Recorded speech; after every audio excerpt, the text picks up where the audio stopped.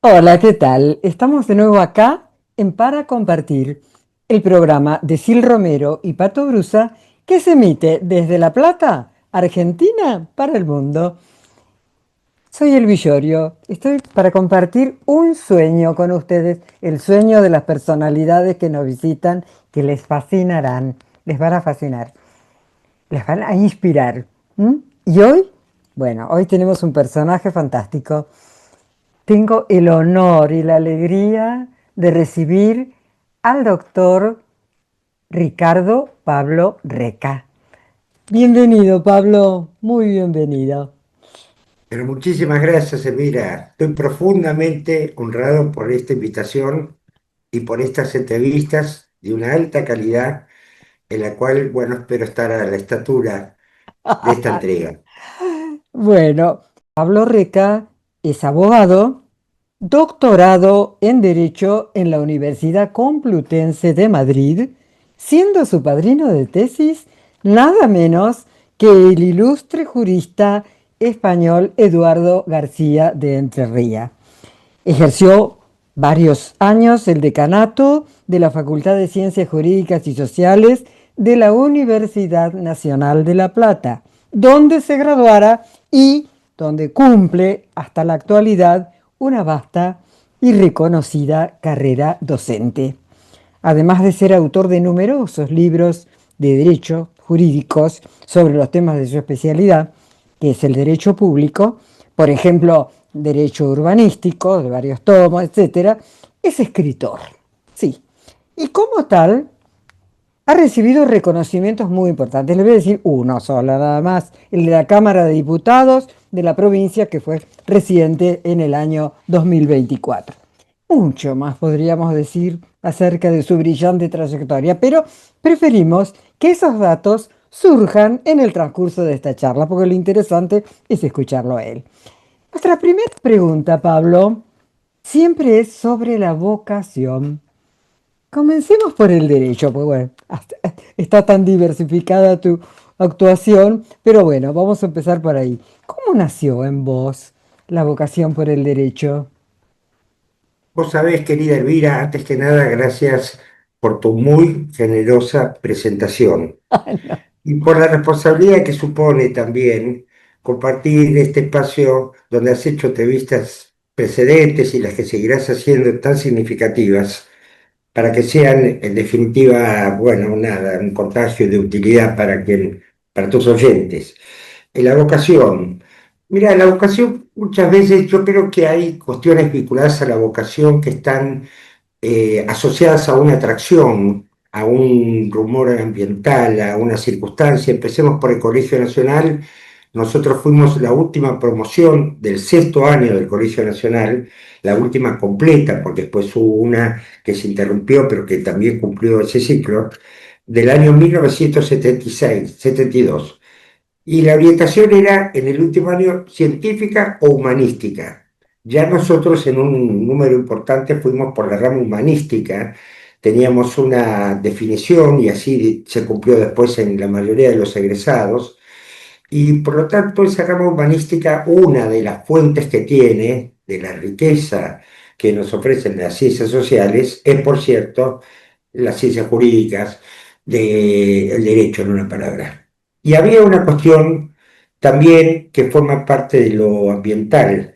Estela, mi madre, su padre Jacinto Calvo, mamá murió, tenía 13 años cuando murió su padre, y lo evocaba como si estuviera presente, pero no con una actitud ni afectada, ni recurrente, ni nostálgica, sino muy viva, muy viva. Qué Y bárbaro. esa emoción nos hacía recorrer anécdotas asociadas al derecho, él lo fue ampliamente, o sea, como en la justicia, como terminó siendo muy joven fiscal Estuvo de en el cámara. Ministerio Público él, ¿no?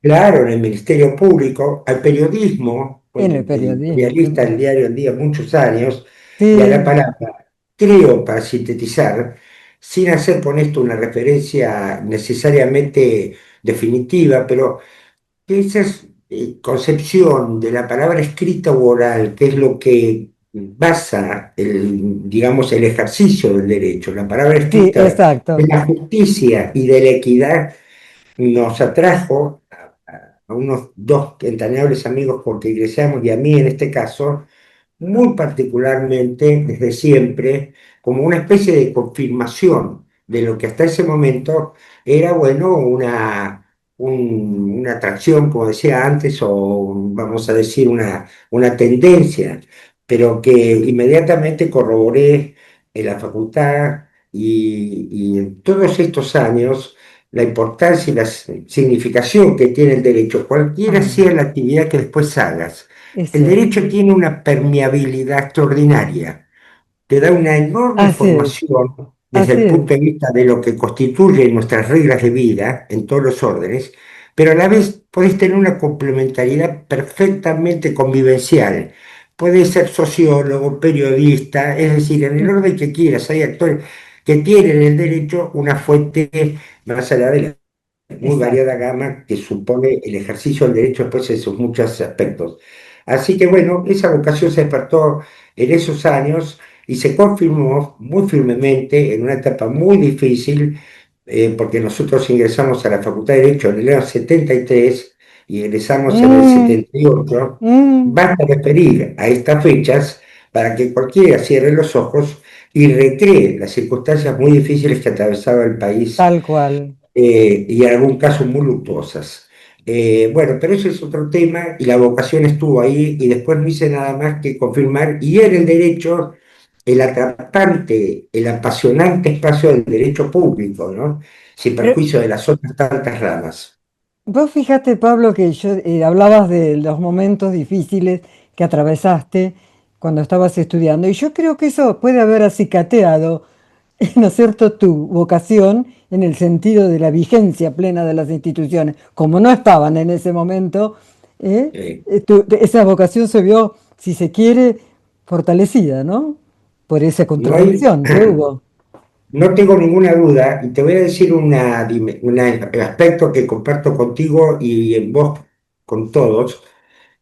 Tuvimos de alguna manera, si cabe la expresión, las afinidades, la suerte iba a decir, pero las afinidades, la correspondencia de constituir un grupo de amigos, no solo de Platense, de Viedma, de Azul, de Bahía Blanca, de distintos lugares, que hasta el día de hoy seguimos siendo fraternales amigos, Qué 50 bueno, años después, 47 años después, y que constituyó un, una amalgama muy significativa de acompañamiento, donde no privó otro espacio que no fuera, en esas circunstancias, más allá de las concepciones de cada uno, sí, que después cada uno también desarrolló en términos políticos, ideológicos y más, pero en esas circunstancias una cadena de afecto entrañable, de solidaridad, y que fue muy, muy decisiva en momentos como acabamos de recordar y decir, que seguramente acicataron, estimularon también esa pasión por lo que estábamos estudiando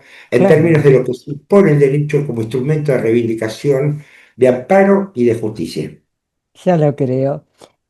Y hay libros, bueno, Pablo ha escrito, ya lo dije, mucho, no quise nombrar todos los títulos que tiene en su haber porque hubiera sido, pero hay dos de tu autoría que particularmente son interesantes en el momento actual, a mí me lo parece.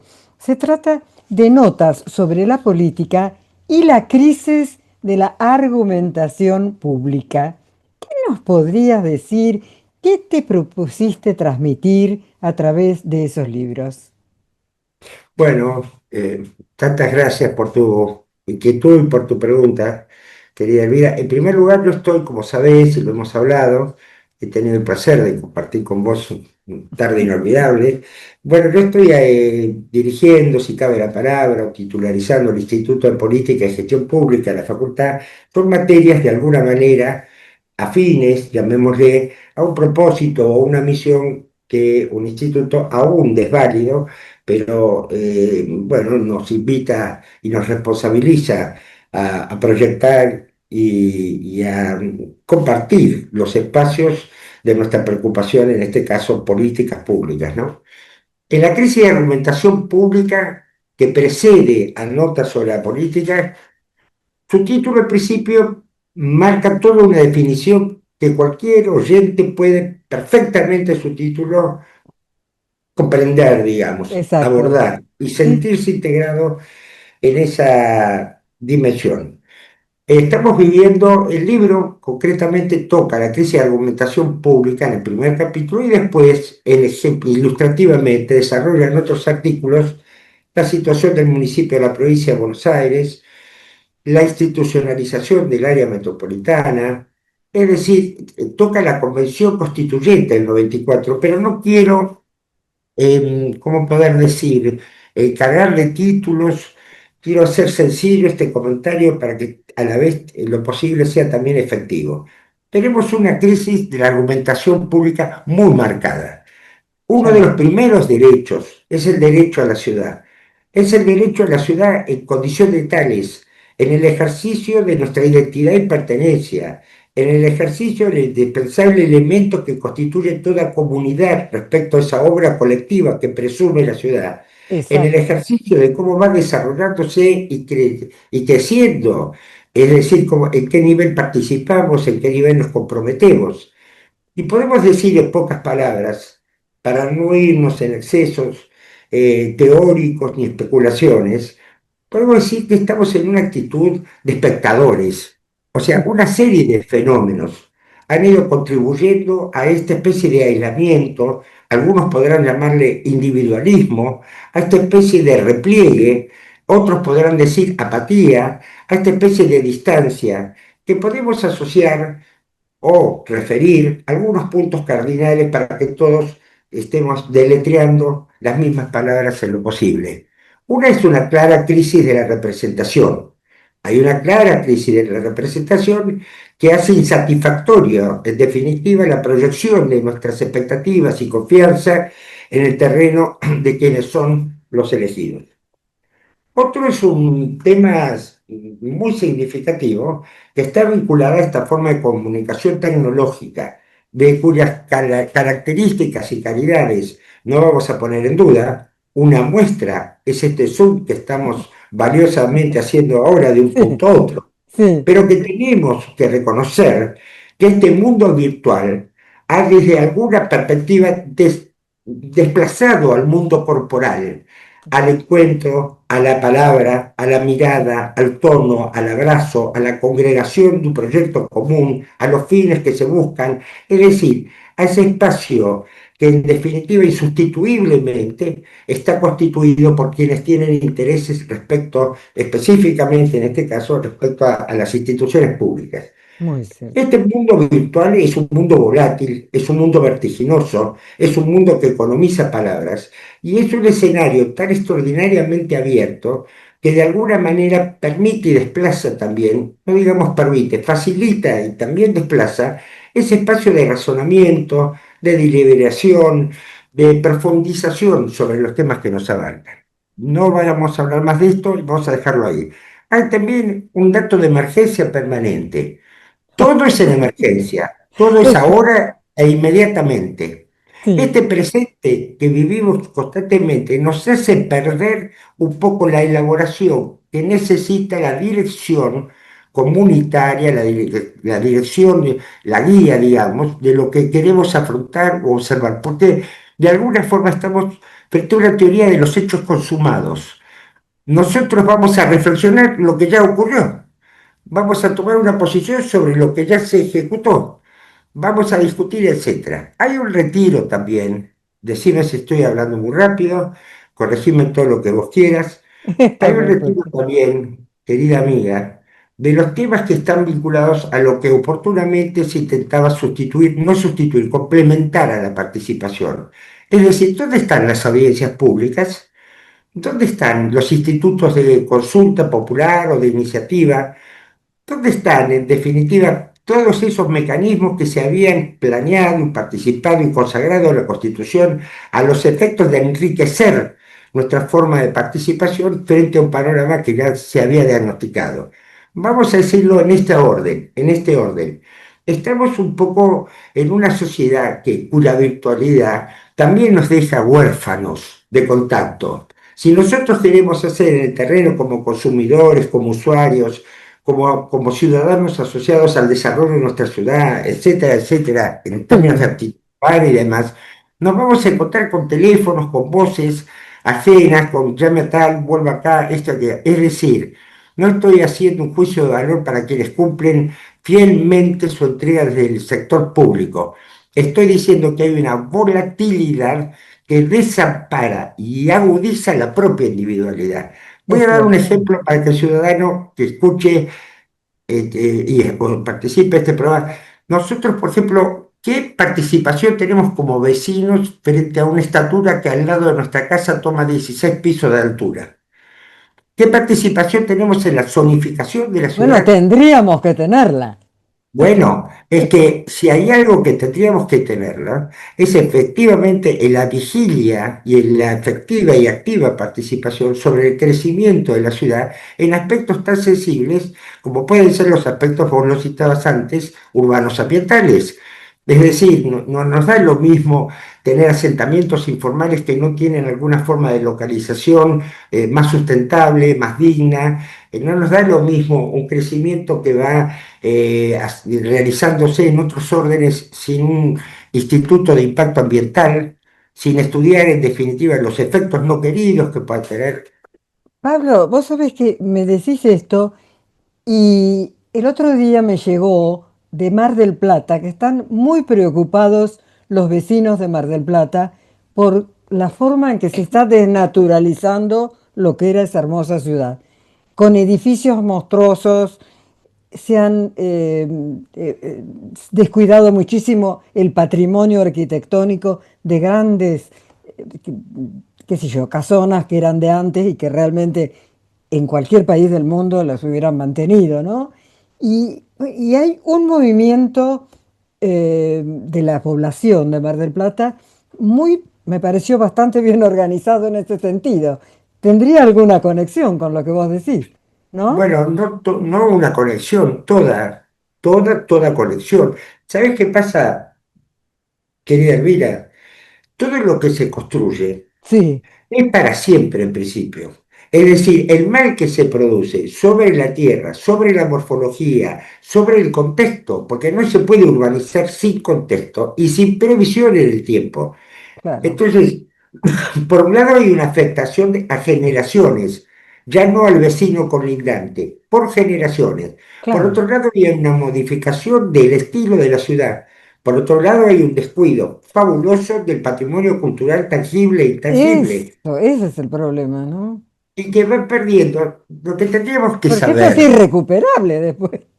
pero absolutamente irrecuperable. Pero aparte tendríamos que saber que palabras tan importantes y significativas como la identidad, como el La identidad. estilo, constituyen los perfiles de las ciudades, su Claro. historia, su vida y también la singularidad, el orgullo, el amor propio, porque la vida en realidad es la vida pública. Nuestra casa es el refugio de la expresión más acabada y más luminosa que es la ciudad, en términos de nuestras actividades, de nuestros Sí. encuentros, en fin, la vida está afuera. Entonces, ese afuera no es un espacio solamente para construir en nombre de los indicadores, el progreso y en No, muchos casos la especulación. Es un espacio para cuidar y para participar, para participar.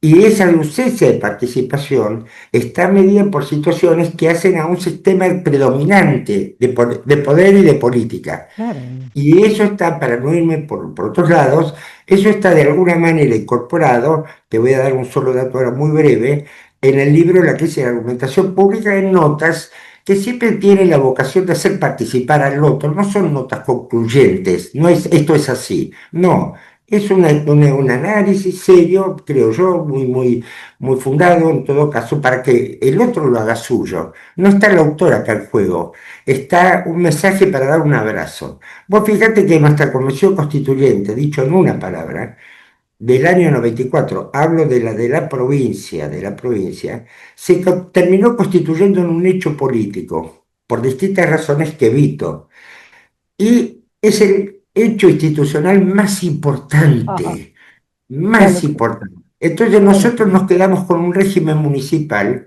del siglo XIX, de fines del siglo XIX, Sí, en pleno. Sí, tránsito del siglo XXI. vos sabés que justamente yo había leído lo que publicaste en el diario La Nación el otro día, que me pareció magnífico, precisamente sobre eso, ¿no? Que con un título muy interesante. Eh, Sí. Todo eso que estás diciendo, ¿no? Este, porque nos interesa, a mí como persona de derecho que soy, de leyes también, pero además como ciudadana, como simple ciudadana, ¿cómo es posible que en nuestra provincia estemos en esa situación que vos describís? Explicala un poquito, que ya lo empezaste a hablar. Sí, yo creo que que hay haciendo una especie de aproximación, ¿no? Pero Sí, bastante pesado, creo que hay un síndrome de la permanente inauguración. sí, No podemos vivir en un estado de permanente inauguración que justifica que se pase de un modelo a otro, de una organización pública a otra, de una reducción, etcétera. Hay cuestiones que tendrían que tener. Mira, las sociedades necesitamos madurar, como en la vida.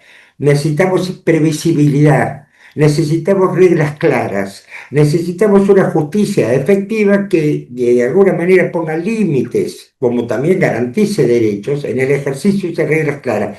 Y necesitamos de alguna manera salir de este como ingenuo síncope, no digamos síncope, estado de asombro permanente, como si la esperanza constituyera en definitiva una especie de agonía subterránea. No podemos vivir pendientes y pendientes de cuestiones macroeconómicas. O sea, no digo que no estemos en este momento en una circunstancia delicada, que no haya habido otras situaciones vinculadas a un mal manejo del poder, a una impunidad de los órdenes, a un desentendimiento y debilitamiento de la vocación pública. Se ha perdido la se vocación ha perdido pública. la vocación pública, muy Se ha bien. perdido la vocación pública, Y se ha sobre todo perdido la vocación de servicio se ha la perdido. vocación pública de servicio, no la puedo entender de otra manera, de amor por los De demás, amor por de el pueblo. compromiso, de desinterés también, porque la verdadera vocación pública no está asociada permanentemente a quien la emite, la ejercita, la difunde o la proclama. Es un ejercicio para siempre, es un Para dato del siempre. ánimo, es un dato y es un compromiso con los otros.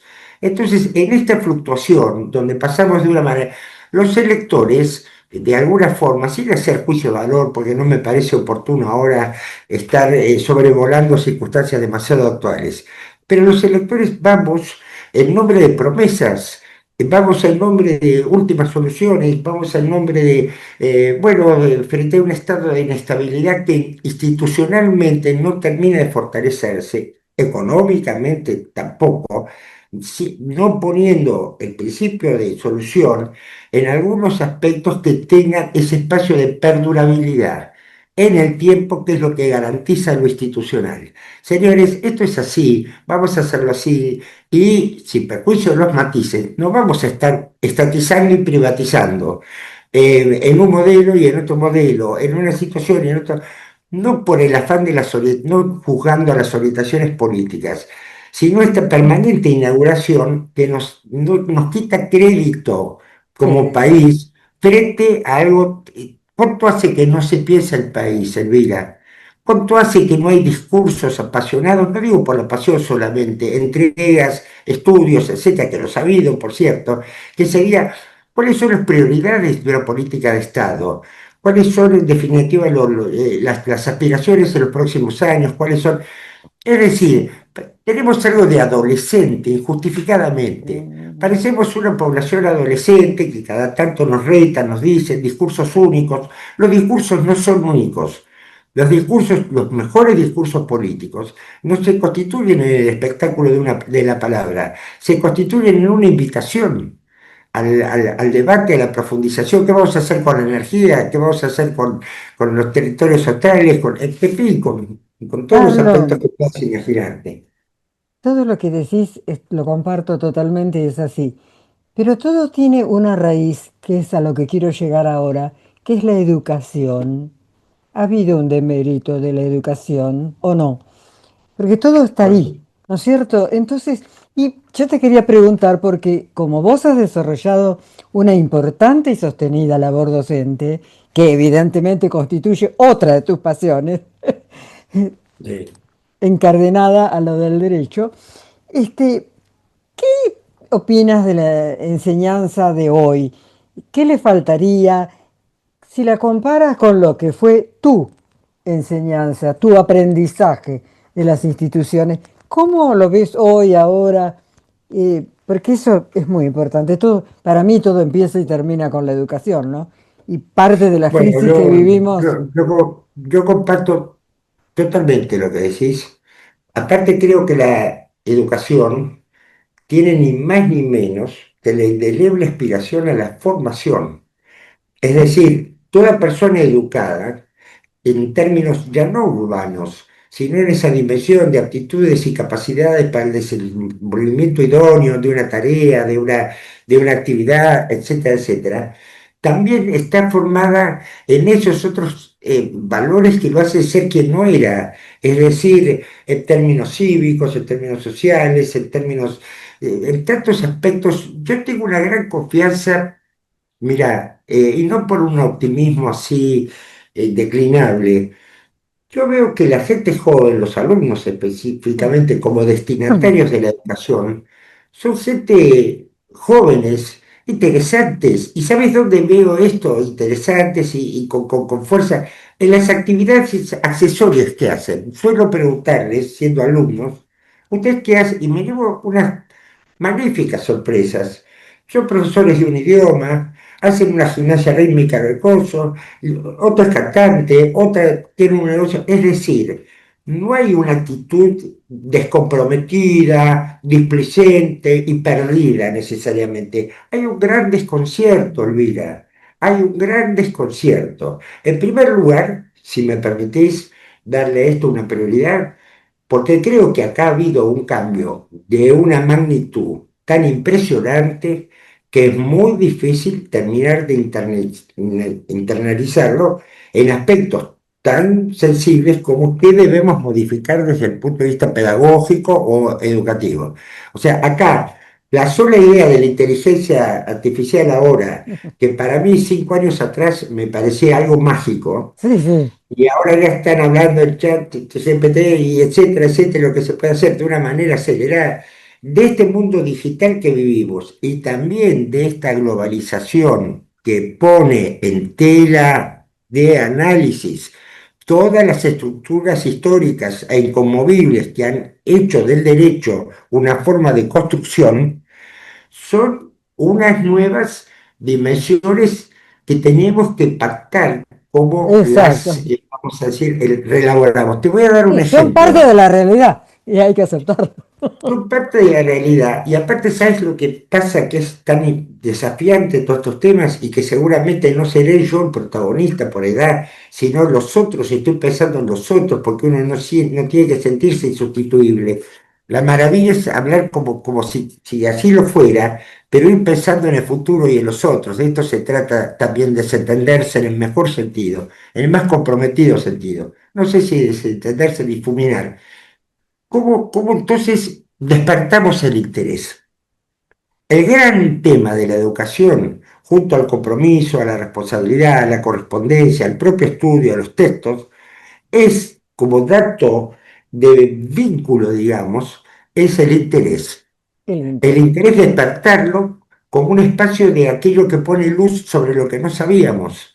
El interés que nos invita a seguir o estudiando, o profundizando, o facilita o promueve, en fin. Y el gran tema del interés, te voy a decir dos o tres cosas así muy rápidas, ajustadas a la dinámica de este magnífico programa. Una de ellas, hay una desconfianza con la palabra. Tenemos que tener mucho cuidado, mucha fuerza interior y mucha emoción para no permitir ese avasallamiento. Hoy a la palabra se la ha de alguna manera relativizado, jaladeado tanto que hay una gran desconfianza al ejercicio de la palabra.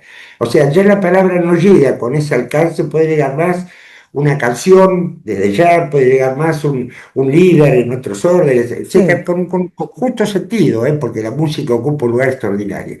Entonces tenemos que tener cuidado con la vaguedad de la palabra, con el exceso de promesas, con las dimensiones retóricas, mucho cuidado, ejercerla como si fuera un elemento, un puente de enorme valor, cuya finalidad excluyente es comunicar y cuya dimensión complementaria es comunicar en una dimensión persuasiva que no se termina con el solo ejercicio de lo que uno quiera decir, sino con la necesidad de internalizar y compartir ese mensaje.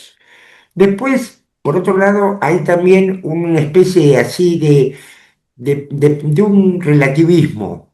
Los jóvenes tienen un poco el desconcierto, si cabe la expresión, propio de la edad también, etcétera, de que todo es un poco lo mismo.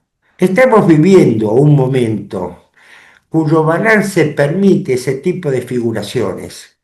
Antes era, si vos me preguntás en mi época, bueno, ni hablar, pero la evito porque se presume, estamos hablando de 45 años atrás, y hay que decirles que no todo es lo mismo, en el que, el tiempo que están usando a ellos es un capital único, Único. único, único, único. Es nuestra fantástica universidad pública, permitidme este subrayado en particular en estas Sí, circunstancias tan especiales, que ha dado lugar a nuestra clase media, que ha dado lugar a un espíritu reformista extraordinario, que ha dado lugar a los premios Nobel, que ha sí, dado sí, lugar a la resistencia, porque la totalmente. verdadera actuación de la educación es el análisis independiente y crítico, la actitud reflexiva, la perspectiva, el compromiso que uno tiene con valores que comparte en términos no solo de civilidad, sino también de lo que espera del otro para uno.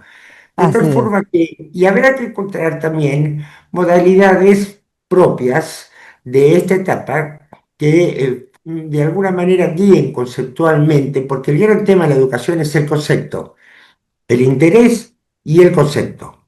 El interés y el concepto. Y ese profesor y ese que habla tiene un poco que desplazarse. Tiene que desplazarse de si lo escribió, yo le digo a los alumnos, no importa el autor, ni siquiera importo yo. Importa que lo que están leyendo lo comprendan y lo hagan suyo. Esta es la síntesis Perfecto, extraordinaria perfecto. del bueno. Muy bien, muy bien. Ya son todas las cosas que te quiero preguntar, que se nos acaba el tiempo. A través de la lectura de alguno de tus escritos, se percibe algo muy importante que es consustancial con tu personalidad y que de alguna forma hoy lo adelantaste, y que es la importancia capital que vos conferís a la amistad. ¿M? Y yo me refiero a esos homenajes que tributaste a ese gran abogado que fue Gustavo Millán, y que titulaste con esa frase de Onetti divina, dejemos hablar al viento. Y la otra, solo el mar nos separa, con que homenajeaste al eximio jurista español. Me encantó porque realmente ahí se trasunta no solo, bueno, todo lo que, más allá de tu admiración por lo intelectual, está el afecto ese. Y yo te quería preguntar esto. Vos en un momento decís, los amigos nos hacen quienes somos. En algún escrito tuyo pusiste eso, ¿no? Y veo que, como te digo, la admiración es como un ingrediente. Pienso que sí, que no se puede ser amigo de alguien si no se lo admira. ¿Cómo ves eso y cómo armaste esos dos homenajes tan entrañables, tan bellos que Yo te hiciste? agradezco enormemente a mí la amistad me conmueve. Este uno Creo, lo sí, muestro sobre más no se para. y este es el otro. Y otro, dejemos hablar a viento. La Sí, amistad me conmueve. ¿Sabes por qué, querida Elvira? Yo creo que la amistad nos complementa. nos En primer complementa. lugar, es el testimonio de nuestra vida antes de la vida. O sea, antes de construir una vida propia, de ser profesionales, de casarnos, esas amistades longevas de siempre son testigos de quienes fuimos y nosotros de ellos. sí, sí. Hay una memoria que nos complementa en sus detalles, en su risa, en su mirada para atrás. Y es imprescindible, la vida no puede ser un soliloquio de alguien que monologa y cree que los demás son afectos.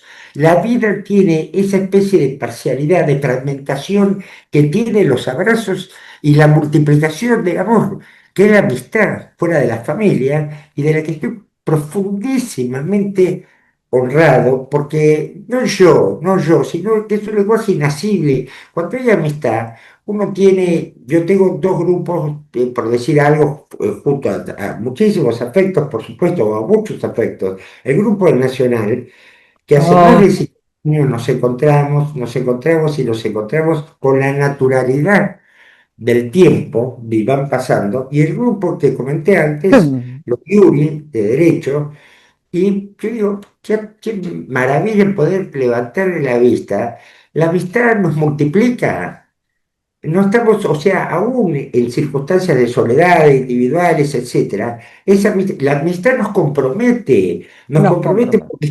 porque la amistad nos integra, No siente. la amistad nos espeja. Porque si falta un amigo, no va a faltar nunca, mientras estemos, nunca va a faltar. Porque si ese amigo se fue, está en nuestra memoria, en nuestro espíritu, en nuestro recuerdo, No se no fue. en nuestro De un modo más recuerdo, sutil sigue con nosotros. absolutamente. Entonces, a mí te digo una cosa también, si me permitís este aire así como confidencial. Yo no soy una persona con facilidad para escribir inmediatamente. Tengo mis procesos, como todos, de maduración interior, de soledad. Ahora se cumplió 2 años también de otro queridísimo hermano de la vida, Marcelo. Hoy es cumpleaños de otro queridísimo amigo, Daniel Oviedo. Bueno, entonces yo no me puedo, esos escritos al inolvidable Tigre que tanto me enseñó. De literatura, digo enseñó sin reservas. Me Sí, enseñó, me mostró autores, geografías, circunstancias, pensamientos. Así que, bueno, Onetti era uno de sus preferidos, al margen de mostrarme, y entonces años después pude escribir para mí lo que antes no podía, porque los amigos cuando se van, si es el caso, durante un tiempo largo, de alguna forma nos enmudecen. Entonces, y a Luis Ortega, en una dimensión solo el mar nos separa, él me regaló un libro un día, divino libro, Luna de doble mirada, y me puso como toda dedicatoria. Mirá qué maravilla, vos que sos una escritora y una pensadora fantástica, solo el mar nos separa, como única dedicatoria. bárbaro. Muy buena. Y él era una persona de un talento extraordinario y una de las personas más sencillas que vi en mi vida. Hay una cosa magnífica, no hay que ser solemne, no hay que vivir llevándose puesto, hay que tener esa divinidad. Entonces yo tenía una genuina admiración, como lo tengo Sí, por todos mis amigos. sí. Me encantó a mí cuando lo describís a él, en ese homenaje que le hicieron, este, con tanta admiración y tanta justeza, ¿no? Y, inevitablemente Y, vamos a y tener. nos habitan, perdón la interrupción, y siempre nos habitan. Y no es una frase hecha, ¿eh? No, no, Yo no. nos habitan, y la Y mirada se nos ilumina cuando los aludimos, cuando referimos, cuando los es, extrañamos. Perdón. es así, en tantas cosas. Decía yo que inevitablemente tenemos que referirnos a lo que, bueno, no te va a gustar porque sos muy sencillo, pero realmente es tu rancia alcurnia intelectual, porque realmente, ¿no? Tanto en lo genético, ¿m? Que puede ser un rasgo genético heredado, pero como una matriz de aprendizaje. Lo cierto es que tu abuelo, que lo mencionaste hoy, Jacinto Calvo, fue un gran orador, un gran escritor, un gran jurista, un gran periodista, un hombre realmente, bueno, la biblioteca del Círculo de Periodistas se llama Jacinto Calvo en su honor. Fue un egregio jurista. Y tu mamá, Estela Calvo de Reco, fue una gran escritora y una gran gestora cultural que todavía se recuerdan todas las organizaciones culturales que había hecho para la Asociación Bernardino Rivadavia y todo eso más. Algo fantástico. Pero como si todo eso fuera poco, tu tío abuelo viene a ser, ¿no? Tu tío abuelo Sí, era Francisco López Merino, nada más ni nada menos. O sea que de allí proviene seguramente tu irrefrenable vocación por la poesía, por la escritura. Bueno, yo digo, me puse a pensar, ¿no? Sabido que nunca es muy fácil manejarse con semejante prosapia, a veces es como un peso, pero vos lo has hecho con mucha elegancia, lo has hecho muy bien. No sos reconocido por ser el hijo de, o el nieto de, o el... No, vos lo has hecho por méritos propios. Realmente yo te felicito de que te valgas por ti mismo y que lo hagas con tanta humildad, con tanta... Realmente fantástico. Ahora decime, al sumergirte ya, salir un poco de los estrictos cánones del derecho y pasar para la poesía. ¿Dónde encontrás la inspiración? ¿Cómo, eh, qué es lo que sentís cuando escribís poesía? ¿Mm? ¿Qué es lo que experimentás? te quiero hacer una pequeña alusión a tu feed y tu referencia tan, en fin, Es que anudada, imposible no hacerla. no, anudada en el tiempo, te quiero hacer una alusión. Mira, te voy a decir una cosa sola.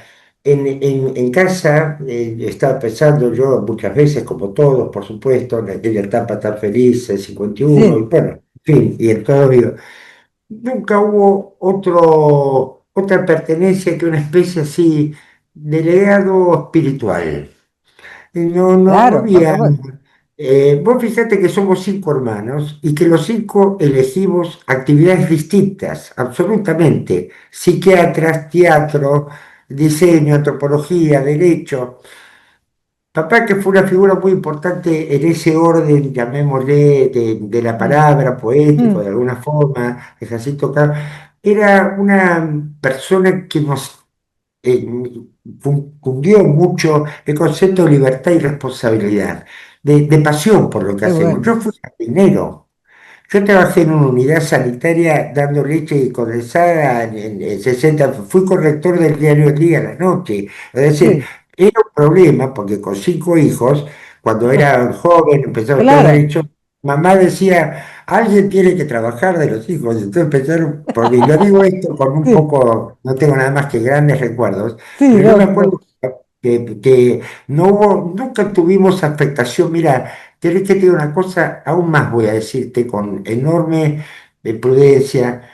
El legado uno lo empieza a tener también, si cabe la expresión, si eso mm, fuera, a medida que va pasando el tiempo y a medida que lamentablemente no están, porque la destinataria de ese legado hubiera sido Estela. claro. Y si Estela nos acompañara, yo estaría muy feliz de escuchar que ella respondiera semejante referencia tan afectiva de tu parte, con la calidad con que harían las dos de eso un espacio distinto. Y vos sabés, mira qué curioso, como vos lo decís con tanta afecto. Bueno, Estela se fue, Ricardo se fue, Jacinto murió a los 45 Muy años, joven, sí, 45 muy años, joven. 45 años. Y entonces uno va sintiendo ese compromiso, como creo que pasa tantas veces y con tanto, que es ese compromiso más de entraña, más de amor que Más de de... cualquier otra dimensión. Y ese compromiso no puede tener otra cara que la sincera y genuina humildad. Es decir, si siento ahí el depositario de la poesía, es la magnífica calidad de ese grupo de la primavera, donde estaba López Merino, con Mendioro, con Ripalberri, con Deleuze. Después a las hermanas López Merino, después a Estela, cuando presentaba, y entonces Gustavo García Sarabí, Ulises Petit de Burá, y gente que tenía oportunidad de conocer en casa tan fantástica y magnífica.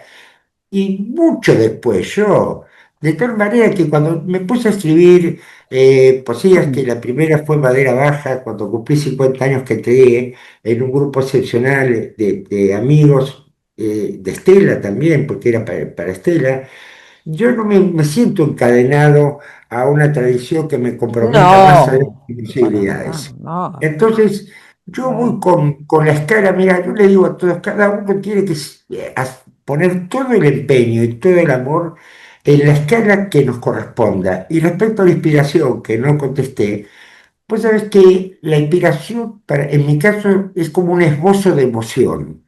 Es decir, tengo necesidad de repente de escribir algo que solamente admite la melodía, el tono, el sincretismo de un poema. Y entonces, que yo no llamo poema, durante mucho tiempo me daba como vergüenza y le decía Sí, verso. Entonces lo busco y mirá qué cosa curiosa. Lo escribo, pero después necesito escucharlo en voz alta. sí, Es decir, que claro. Es y que después acá necesito, muestro los libros tuyos de poesía. claro, bueno, Algunos, los ya los opúsculos, vamos a sí. mostrar. Entonces necesito escucharlo para que el oído detecte el tono Está bien. y que lo acepte el corazón, y que lo acepte el corazón. Y ahí entonces, Bueno, bueno, en lo que nada, dijiste está lo que me llamó la atención en algún escrito tuyo, que revela una profunda introspección y que además vos definiste como esa música íntima. Me sí, encantó eso, ¿no? Que la sí, poesía sí. es una música íntima, lo dijiste vos. Pero mira, te voy a decir una Me cosa. encantó. A mí esa intimidad me costó mucho compartirla, porque la Sí, sentía tan íntima que entonces uno de ellos fue claro. Madera Bajo Código y otro hice, en realidad, en nombre de algo que voy a comentar ahora, hice una muestra de poesías hace un año y medio y en realidad esa muestra de poesías, más que tenerme en cuenta, tenía en cuenta el contexto muy particular que estaba atravesando por circunstancias afectivas e íntimas vinculadas a la amistad. Y me pareció que hacer una muestra de poesía se ajustaba a ese acorde espacio entre las 7 de la tarde y las 9:30, que era el que el alma me permitía estar. Y así fue. Es decir, porque cumplía 70 años en ese momento y así lo compartí. ¡Ay, qué bueno! Qué bueno, Sí, muy buen festejo, muy buen festejo. Hay cosas que has dicho vos sobre la poesía que me encantan, ¿no?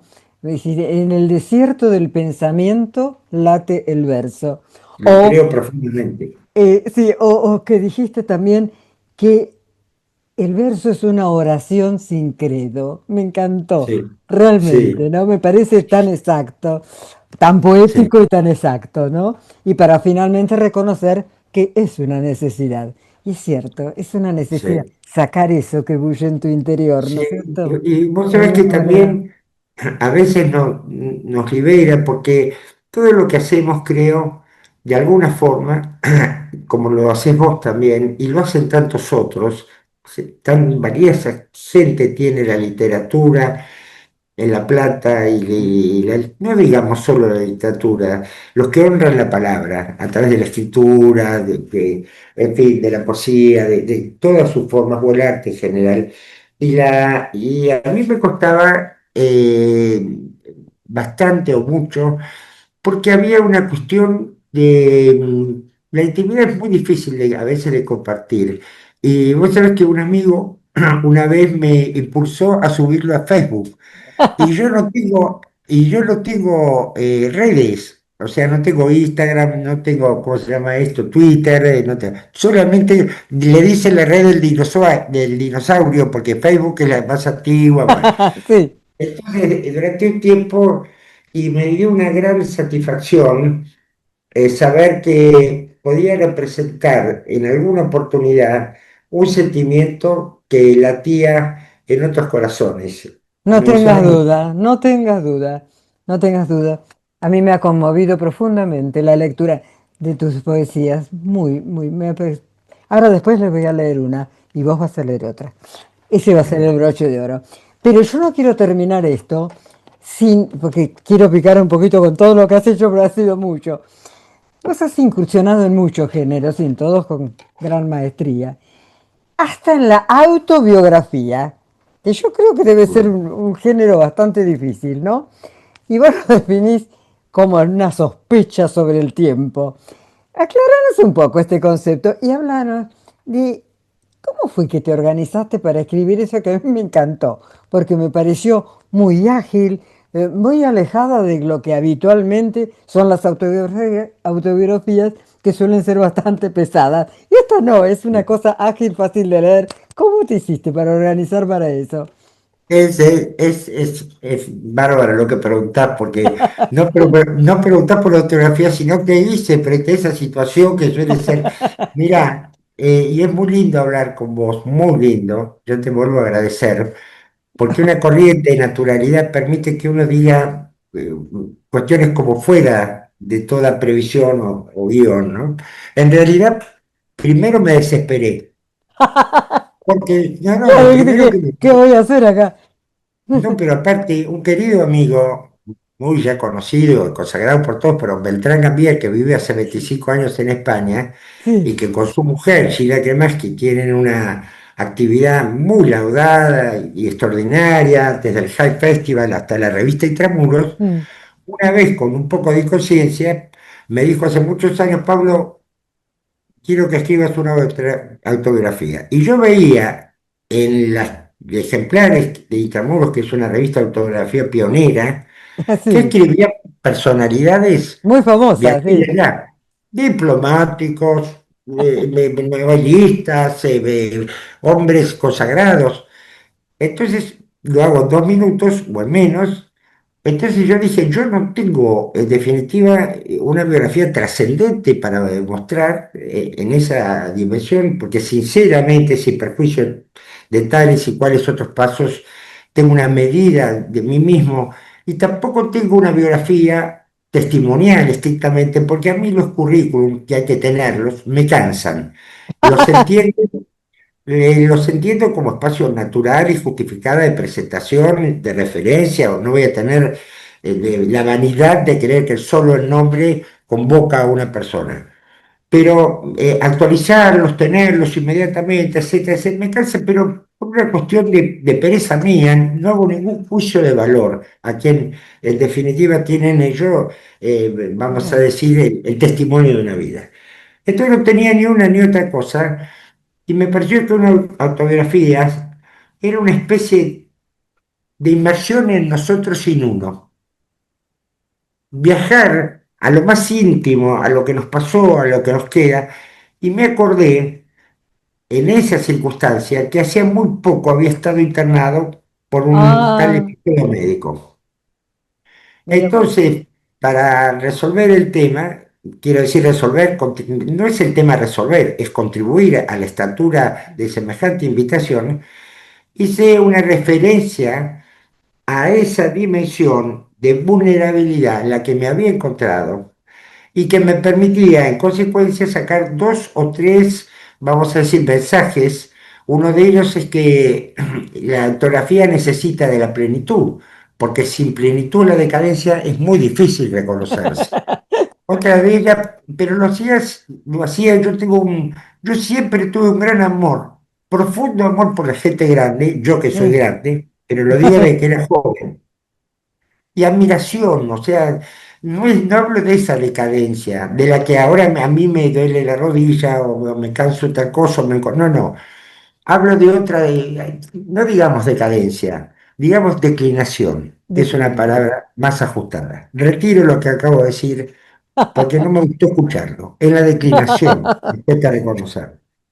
Otra de ellas es que necesitamos perspectiva y ese espacio donde pone de manifiesto desde un espacio de la vulnerabilidad más genuina, ¿quiénes somos finalmente?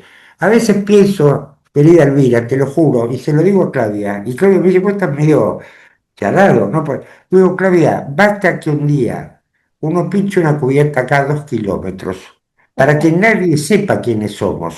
Nadie, absolutamente nadie.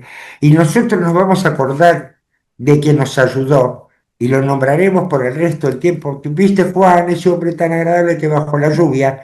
Y él no necesariamente se va a acordar de nosotros. Esa es una medida, en definitiva, de nuestra más expansiva y frondosa vulnerabilidad, de la que tomé prestado para sacar un poco una reflexión autobiográfica que se llamó Una sospecha sobre el tiempo, porque los pliegues de nuestra vida están en la conjetura de lo que pasa, que lo que pensamos y pasamos. Pablo, yo seguiría escuchándote horas de horas, pero se nos acaba el tiempo. Sí.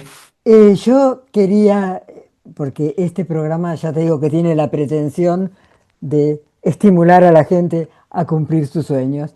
Vos has cumplido muchos sueños en tu vida. ¿Qué, brevemente, porque tenemos que leer la poesía, qué les aconsejarías a las personas que quieren cumplir un sueño? ¿Mm? ¿Qué les dirías? ¿Qué consejo les darías? ¿Mm? Mira, te va a causar gracia. No hay nada sin... No, no, gracias por la ausencia de originalidad. No hay nada sin mucho trabajo. Ah, Trabajo con totalmente de pasión acuerdo. en lo que encontramos y en lo que queremos. No importa la escala. No levantemos la vista. No comparemos. No Mm. pensemos que esto vale menos, que el otro tiene más, que el otro triunfó. No Muy pensemos en el bueno. truco. Pensemos en la pasión de lo que construimos, sea el terreno que fuere, la perseverancia, la confianza en el propósito, porque hay que tener confianza. La primera confianza es la nuestra, la confianza en nuestro propósito. ¿Vos te imaginás lo que es un médico, una enfermera, por ejemplo, de terapia intensiva, por poner un nombre? Yo pensaba el otro día, por otras cosas que estaba escribiendo, o esas personalidades como Crescenti, que van aquí y allá a las Oh, emergencias, tientan con eso, con los que no se saben los nombres, es decir, la pasión por un compromiso, por lo que hacemos, el servicio de utilidad, el eventual reconocimiento de tercero y poner de moda la seriedad, porque la seriedad no desplaza ni al humor, ni a la gracia, ni a nada. no, no, no. Tomemos la vida con seriedad, empezando a no querernos Me y parece a muy bien. pensar que es posible nuestros propósitos. Fantástico. Bueno, yo les voy a leer, vos y pensando a ver qué poesía nos vas a leer. Si es algo referido a la amistad, sería muy bueno. Yo les voy a leer una que es sobre La Plata, porque él, como buen platense, es una persona que está muy arraigado a su terruño, ¿m? Y muy orgulloso de ser platense, Sí, lo que me por encanta, porque yo supuesto. también soy platense. Se llama La Plata y dice así: soy de una ciudad de 1000 sonetos, de naranjos, gorriones y avenidas, proyecto de un embrión republicano de pasiones, desvelos y doctrinas. Pero esta ciudad no tiene muelles, ni cascadas, ni cauces, ni bahías, ni riberas que abracen a los ríos, ni médanos que besen sus orillas. Su cuadrícula fundal está pensada para que el hombre invente perspectivas, diseñando paisajes asombrosos con el arte, la ciencia y la política. ¿Acaso esta ciudad sin geografía, sin cerros, sin montañas, sin colinas, amuralle en su perfecto trazado el secreto de su melancolía? Muy bella, ¿no es cierto? Muy bella. Bueno, a ver, ¿qué nos vas a leer? La quiero Que nos mucho y se la tenemos que dediqué a despedir. Bessie y Horacio Cor. Yo voy a leer porque una poesía que está en madera baja, que dice así, la sé de memoria, pero seguro que ahora me voy a confundir la palabra, y entonces me pongo los anteojos un minuto. Sé que no hay razones, Ay, me para encanta. sé que es poco, Sí. sé que no hay razones para escribir estos versos, Ay, me encanta. como no la tiene Muy el bello. sol para jugar a ser bruma, o el mar para extraviar su furia, o el viento para pausar su cerril locura. Sé por tus silencios que estás aquí, tan sutil y presente como el tiempo, ese fugaz impostor que justifica y conmueve el que creo que soy. Sé que finalmente la vida es un exilio. Por eso te pienso, con la constancia de la necesidad y la infinita alegría de imaginar al pensarte que estás. Sé que es poco, tan nimio y casual, tan sugerente y real, como la luna o dos tardes que se besan la frente. Todas estas cosas sé, tantas como caben en un ojal, en una endija de luz. o en el borroso margen de un papel al azar. Ay, hermoso, hermoso, hermoso, hermoso. Realmente ha sido maravilloso tenerte hoy, un honor enorme.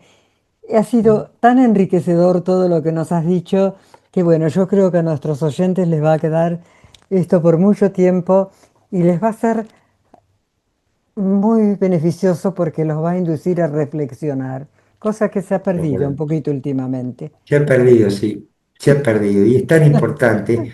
Yo estoy Pensar.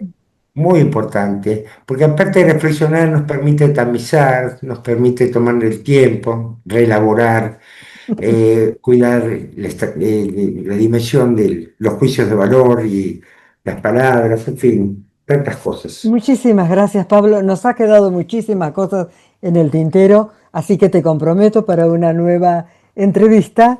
Dentro de un tiempo nos volvemos a juntar y volvemos a conversar de todas estas cosas tan importantes, tan lindas. Gracias, muchísimas Muchísimas gracias. gracias, muchas gracias, muy honrado. Ha sido muy confortable este encuentro con vos. Te quiero mucho y te agradezco Yo también. profundamente. Y saludos a Sofía. Bueno, será hasta la próxima. Espero que les haya deslumbrado tanto como a mí esta conversación. Hasta pronto. Mm.